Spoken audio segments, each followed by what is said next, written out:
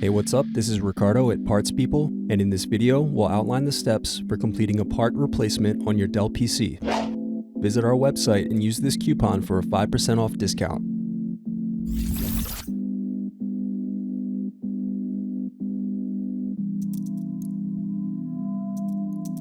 First, unscrew and remove bottom base.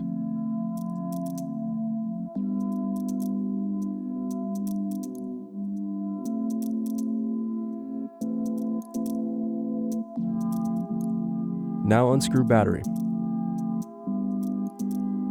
Next, unscrew and remove battery. Now unscrew and remove bracket.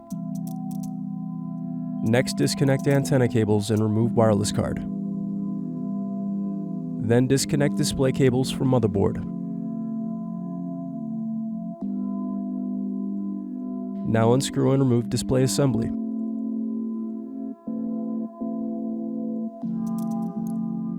Next, disconnect DC jack. Now unscrew and remove DC jack. Thanks for watching.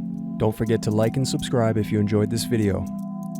And if you need more, check out this playlist to watch other tutorials for your laptop. You can also click here to find parts for your laptop at partspeople.com.